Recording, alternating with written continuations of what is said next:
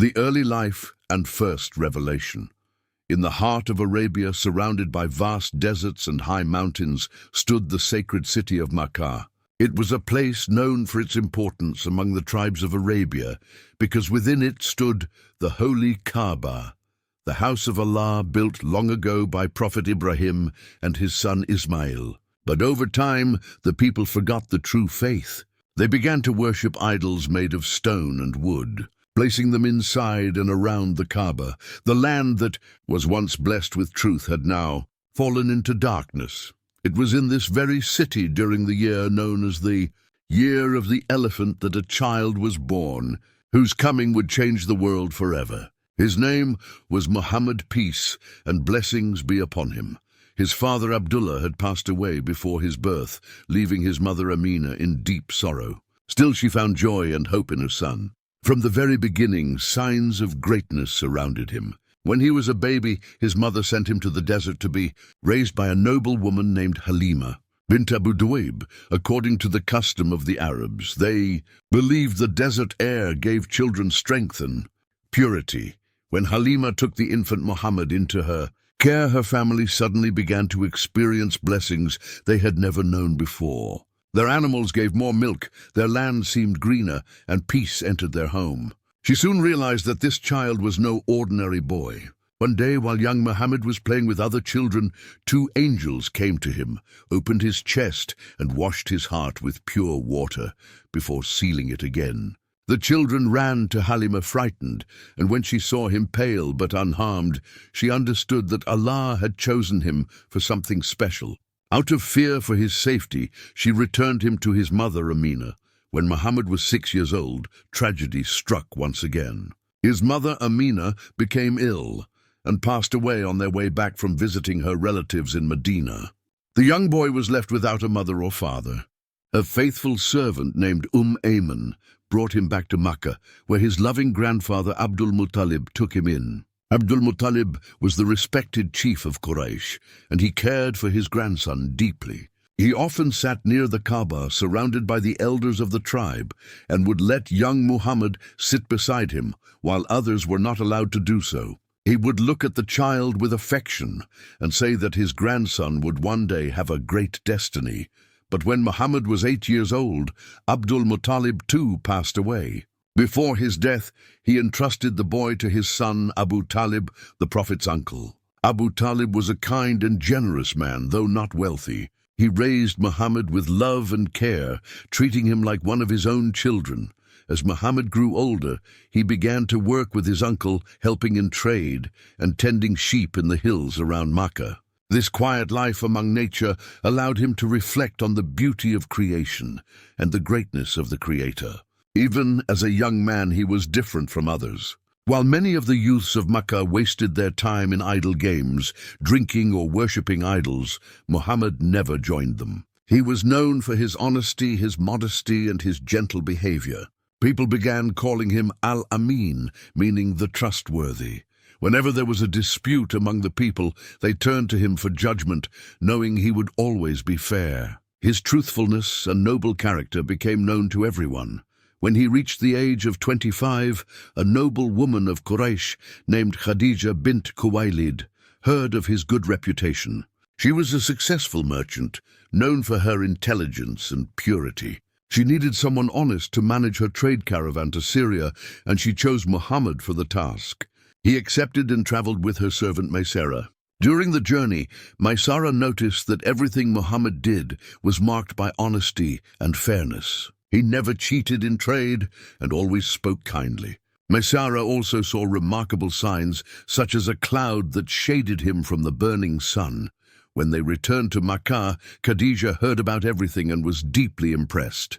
She saw in him the qualities of a man of truth and virtue. With respect and admiration, she proposed marriage. Muhammad accepted, and their marriage became a union of love and peace. Though she was older than him, their hearts were united in faith and sincerity. She became his greatest supporter and comfort in life. Years passed, and Mecca grew darker in sin and idol worship. Muhammad's heart could not accept what he saw. He longed for truth and guidance. To find peace, he began to spend time alone in a cave called Hira, located on a mountain outside Mecca. There he would meditate and think about life, the stars, the earth, and the creator of all. The silence of the night would fill his heart with calmness and reflection. Then one night, in the month of Ramadan when he was 40 years old, something happened that changed his life forever. While he was in the cave of Hira, deep in thought, a presence filled the darkness. It was the angel Jibreel. The angel said, "Read." Startled, Muhammad replied, "I cannot read." The angel embraced him tightly and repeated, "Read." Again he said, "I cannot read." The angel embraced him once more and said, "Read in the name of your Lord who created man from a clinging substance. Read, and your Lord is the most generous, who taught by the pen taught man that which he knew not." These were the first words of revelation from Allah. Trembling with fear, Muhammad rushed home to Khadijah, saying, "Cover me, cover me." She comforted him and listened as he told her what had happened. She reassured him, saying, "By Allah, he will never disgrace you. You are kind to your family, you help the poor, and you always speak the truth." Khadijah then took him to her cousin Waraka ibn Nawfal, a wise man who had studied the previous scriptures. When Waraka heard the story, he said, "This is the same angel who came to Moses. You are the prophet of this nation." From that moment, Muhammad knew his life had changed forever. He had been chosen by Allah to carry a message of truth. The first revelation had come, the beginning of a mission that would bring light to the world. He continued to visit the cave, where Jibreel would bring more verses of the Quran, filling his heart with strength and wisdom. At first the message was private. Muhammad invited only those closest to him. The first to believe were his beloved wife Khadijah, his young cousin Ali ibn Abi Talib, his adopted son Zayd ibn Haritha, and his loyal friend Abu Bakr. Together they became the first Muslims, the first to declare that there is no God but Allah and that Muhammad is his messenger. They prayed in secret, learning the words of the Quran and spreading kindness among the people. Though few in number, their faith was pure and strong. They had no idea that their small group would one day grow into a great nation, spreading justice and peace across the world.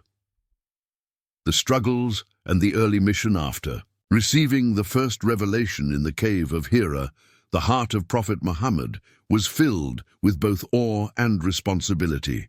The words of Allah were powerful and full of light, yet he knew that delivering this message to the people of Mecca would not be easy. The city was full of idol worshippers who were proud of their traditions and power. They would not easily accept a call to abandon their idols and turn to the worship of one God. For a few years, the Prophet kept his mission quiet. He began by inviting his closest family and trusted friends. He would teach them about the oneness of Allah, about the importance of good character, and about the life after death. Among the first men to accept Islam were Abu Bakr, Uthman ibn Affan, Zubair ibn al-Awwam, and Abdul Rahman ibn Auf. Among women, Khadijah was always the first believer, the one who never doubted him even for a moment. Among the young ones, Ali ibn Abi Talib and Zayd ibn Haritha stood firm in faith. As the number of believers slowly increased, the Prophet would gather them in secret at the house of Al-Amin near the hill of Safa. There they prayed, learned the Quran, and strengthened their faith. These were the early days of Islam, when the believers lived in silence, away from the mocking eyes of Quraysh. Their worship was pure, and their hearts were full of peace. After 3 years, the command from Allah came clearly. The Prophet was ordered to deliver the message publicly. Allah revealed to him the words that said to warn his closest relatives and call them to the truth. The Prophet climbed the hill of Safa one morning and called out loudly, "O people of Quraysh." The people gathered, curious to hear what he had to say, for they trusted him as the truthful one. When they stood before him, he said, "If I told you that an army was coming from behind this hill, would you believe me?" They all said, "Yes, we have never known you to lie." Then he said, "I am warning you of a severe punishment if you do not believe in the oneness of Allah. I am a messenger sent to guide you."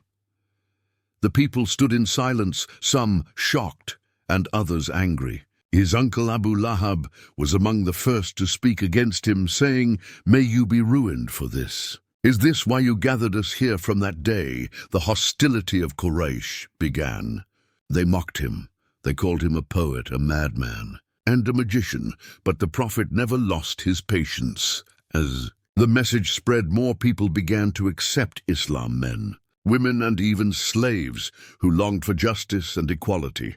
Among them was Bilal ibn Rabah, a noble man from Abyssinia who was enslaved by a cruel master named Umayyah ibn Khalaf. When Bilal accepted Islam and declared that Allah is one, his master tortured him under the blazing sun, pressing heavy stones on his chest. Yet Bilal kept repeating one word, ahad, meaning one. His faith never broke. Abu Bakr, seeing his suffering, bought his freedom, and Bilal became one of the most beloved companions of the Prophet. The leaders of Quraysh could not tolerate the growing influence of Muhammad. They feared their idols and traditions would be abandoned and their trade would suffer.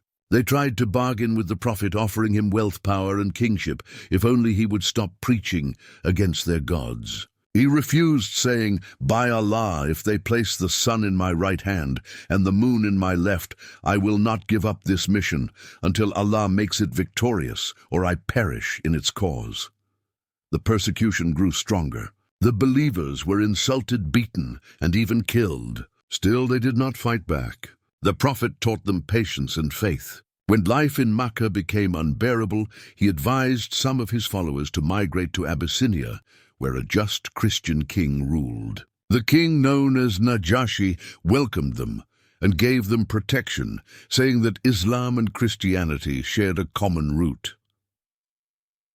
Back in Mecca, the Prophet continued his mission. He would walk through the markets and the gatherings, reciting verses of the Quran, calling people to justice, kindness, and mercy. Many would laugh at him and throw dust on him, yet he never cursed them. He would simply pray for their guidance.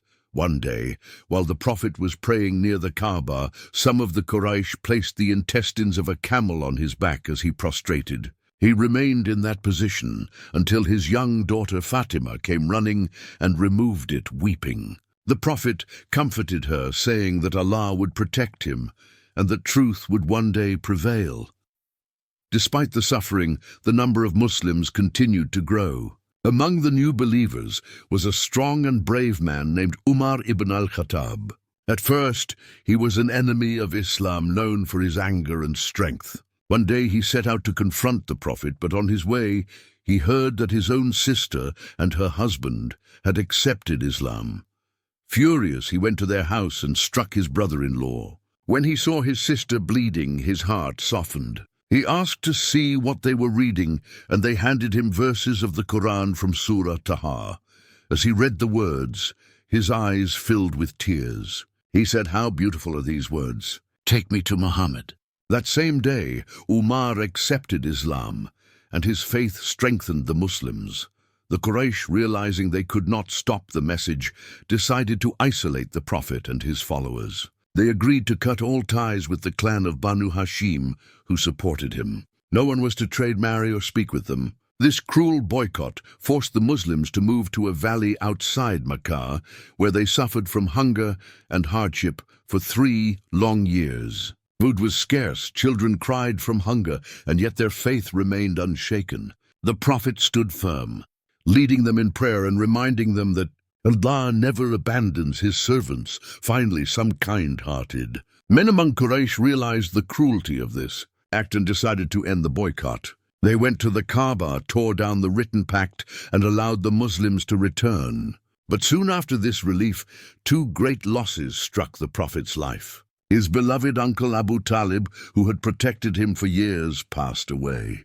Shortly after that, his loyal wife Khadijah also passed away. The Prophet was heartbroken. He had lost his protector and his comfort. That year became known as the Year of Sorrow. Yet even in his grief, the Prophet did not lose hope. He knew Allah was with him. Though Mecca rejected him, his message would not die. The revelation continued to descend upon him, bringing words of comfort and strength. The Quran reminded him that patience and faith would lead to victory, the journey of hope and the night of ascension after. The Year of Sorrow When the Prophet lost his beloved wife Khadijah and his uncle Abu Talib, the days in Mecca became even harder. Without his uncle's protection, the Quraysh became bolder in their attacks. They threw insults at him, mocked his message, and plotted against his life. Yet even in such darkness, the Prophet's heart was filled with light and trust in Allah. He continued to call his people to the truth, hoping that one day their hearts would open. When the people of Mecca closed their doors to him, the Prophet decided to take his message beyond the city. He traveled to the nearby town of Taif, hoping its people would listen and accept Islam. He was accompanied by his adopted son, Zayd ibn Haritha. The journey to Taif was long and tiring, but his heart was full of hope. He met the leaders of the city and invited them to believe in Allah alone and to abandon idol worship. Instead of listening, they mocked him and encouraged the town's children to chase him out. They threw stones at him until his feet bled and his sandals filled with blood. Zayd tried to protect him, but they were both wounded. The Prophet found refuge in a small garden outside the city, where he sat under a tree, his body weak and his heart heavy. He raised his hands and prayed, "O Allah, to you alone I complain of my weakness and helplessness. If you are not angry with me, then I do not care for anything else. Your mercy is more vast for me." He did not curse the people who hurt him. Instead, he prayed that Allah would guide them or their children. When he returned to Mecca, Allah sent him a gift that no human had ever experienced before. One night, while he was resting near the Kaaba, the angel Jibril came to him with a creature called Al-Burak, a white animal between the size of a mule and a donkey that could travel faster than the wind. Jibril told him that Allah had called him for a journey beyond the earth. The Prophet mounted Al-Burak and was taken from Mecca to Jerusalem in a single moment, a journey known as Al-Isra. There he arrived at Al-Aqsa Mosque, where he met the earlier prophets Adam, Ibrahim, Musa, and Isa, peace be upon them all. They greeted him with love and honor, and he led them in prayer, showing that he was the final messenger sent to all humanity. From Jerusalem began the second part of the journey, called Al-Mi'raj, the Ascension. Jibril took the Prophet through the 7 heavens, where he met the souls of the previous prophets. In the first heaven, he met Adam, the father of humanity, who greeted him with peace. In the second, he met Isa and Yahya, who welcomed him as a noble brother. In the third, he met Yusuf, whose beauty was like the shining moon. In the fourth, he met Idris, who was lifted high by Allah. In the fifth, he met Harun, and in the sixth, he met Musa, who wept, saying, "A young prophet has come after me, whose followers will enter paradise in greater numbers than mine."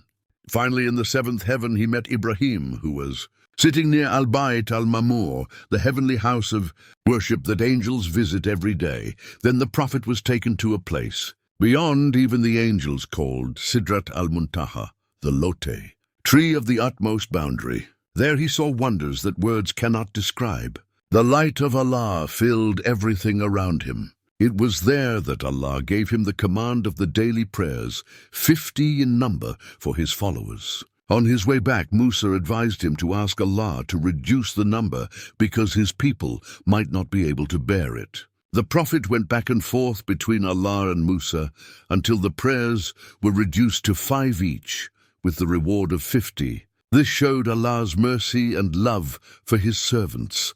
When the Prophet returned to Mecca that same night, he told the people about his journey. Many disbelieved him and mocked him, saying it was impossible to travel from Mecca to Jerusalem and back in one night. But the true believers accepted his words without hesitation. Abu Bakr said, "If Muhammad said it, then it is true," earning him the title as Siddiq, the truthful one.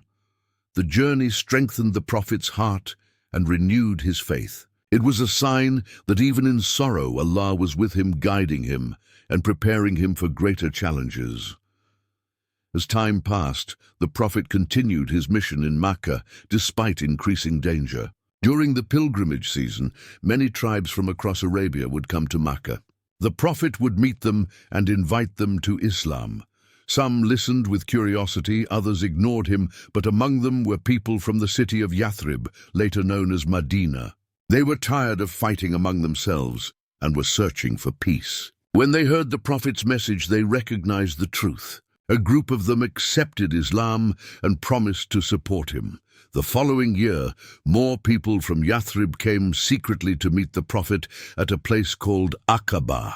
They pledged to protect him and his followers if they came to their city. This became known as the Pledge of Aqaba.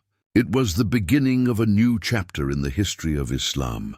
As the new Muslim community in Yathrib grew stronger, the Quraysh in Mecca became more desperate. They feared that the Prophet would escape and find new allies. They gathered in the house of their chief Abu Jahl and planned to kill him by sending one man from each tribe so that his blood would be shared, and no single tribe could be blamed. But Allah revealed their plan to the Prophet through Jibreel and commanded him to leave Mecca. That night, he asked Ali ibn Abi Talib to sleep in his bed while he quietly left the city. As the assassins surrounded his house waiting for dawn, the Prophet recited the verse, "And we have placed before them a barrier, and behind them a barrier, and covered them so they do not see." Then he walked past them safely, and left the city he had loved since childhood. He and his companion Abu Bakr took refuge in a cave called Thawr, south of Makkah. The Quraysh searched everywhere and even reached the entrance of the cave, but Allah protected them. Abu Bakr whispered in fear that if the enemies looked down, they would see them, but the Prophet said, "Do not fear, Allah is with us." A spider had spun its web at the cave's entrance, and a dove had made its nest, making it appear untouched. The pursuers left, and the Prophet and Abu Bakr remained safe. After 3 days, they began their journey to Yathrib, guided by Allah. The desert was hot and the road was long, but their faith carried them forward. The Prophet looked back at Mecca with tears in his eyes, saying, "By Allah, you are the most beloved land to me, but your people have driven me out." The rise of Islam and the final journey. When the Prophet and his companion Abu Bakr left Mecca, they traveled through the desert for several days, facing hardship and danger, but their hearts remained firm with faith. After a long journey, they finally reached the city of Yathrib, which from that day would be known as Medina, the city of the Prophet. The people of Medina welcomed them with open hearts, singing songs of joy. Men, women, and children stood along the roads, calling out, "Welcome, O Messenger of Allah." The Prophet stayed at the house of Abu Ayyub al-Ansari and soon began building the first mosque in Islam, Masjid al-Nabawi. It became not only a place of prayer, but also a school, a court, and a meeting place for the new Muslim community. The Prophet taught his companions about faith, patience, and brotherhood. He united the tribes of Medina, who had fought each other for years, turning them into brothers in Islam.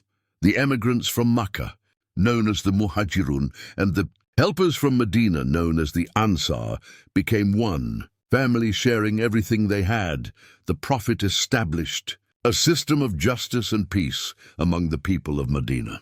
He made an agreement known as the Charter of Medina, which granted safety and freedom to all citizens, including Jews and others who lived there. It was one of the first written constitutions in history, promoting unity and fairness, but the Quraysh of Mecca could not rest. They feared the rise of Islam and decided to destroy the new Muslim community. Soon the first great battle in Islam took place, the Battle of Badr.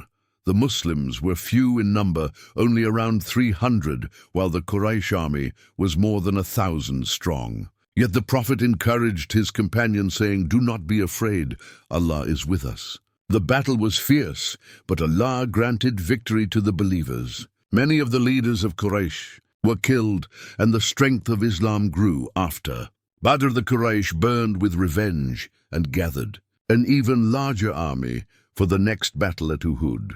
The Muslims fought bravely, but some of the archers disobeyed the Prophet's command and left their positions, thinking the battle was over. The enemy took advantage of this and attacked from behind, causing great loss. The Prophet himself was wounded, his helmet broken, and his face bleeding. Still, he stood firm and called his people to remain patient. The Muslims learned that victory comes only through obedience and faith. Some years later, the Quraysh once again united the tribes of Arabia to destroy the Muslims in the Battle of the Trench. Following the Prophet's advice, the Muslims dug a deep trench around Medina, which stopped the enemy from entering. After weeks of siege, a fierce storm sent by Allah scattered the enemy's forces, and they fled in defeat. This marked the turning point for the Muslims. Peace began to spread, and the Prophet sent letters to kings and rulers inviting them to Islam. Some rejected his message, but others respected it. In the 6th year after migration, he set out with his companions to Mecca to perform Umrah, but the Quraysh stopped them. A treaty was made at a place called Hudaybiyah, promising peace between the two sides. Though some companions were disappointed, thinking it was unfair, the Prophet said, "It is a victory." In time, the treaty allowed more people to learn about Islam, and many accepted the faith. 2 years later, the Quraysh broke the treaty and attacked the allies of the Muslims. The Prophet gathered a large army of 10,000 believers and marched towards Mecca. The city that once drove him out was now before him again. The Quraysh realized they could not fight and surrendered. The Prophet entered Mecca with his head bowed in humility, not pride. He forgave his enemies, saying, "Today there is no blame upon you. Go, you are free." He then went to the Kaaba and cleansed it of all idols, declaring, "Truth has come and falsehood has vanished." The people of Mecca accepted Islam, and the city returned to its purity. After the conquest of Mecca, Islam spread across Arabia. Tribes from every corner came to Medina to pledge their faith. The Prophet continued to guide them with mercy and wisdom, teaching them that the best among people are those who are righteous, not those of noble birth or wealth. In the 10th year after the migration, the Prophet decided to perform his final pilgrimage. Over 100,000 Muslims joined him. On the plain of Arafat, he delivered his famous farewell sermon. He said, "O people, listen to my words, for I do not know if I will meet you again after this year. Your lives and your property are sacred as this day is sacred. There is no superiority of an Arab over a non-Arab except in righteousness. Treat women with kindness and fear Allah in your dealings." He reminded them that he had conveyed the message, and the people answered, "Yes, O Messenger of Allah, you have delivered the message." He raised his finger to the sky and said, "O Allah, bear witness." After returning to Medina, the Prophet's health began to weaken. He continued to lead prayers and advise his companions with gentle words. One day he went to the mosque and said, "If I have ever wronged anyone, take your right from me now." The companions wept, knowing that their beloved Prophet was preparing to leave this world. A few days later, he became very ill. He asked to be cared for in the house of his wife Aisha. His fever grew and his body weakened, but his heart remained strong in remembrance of Allah.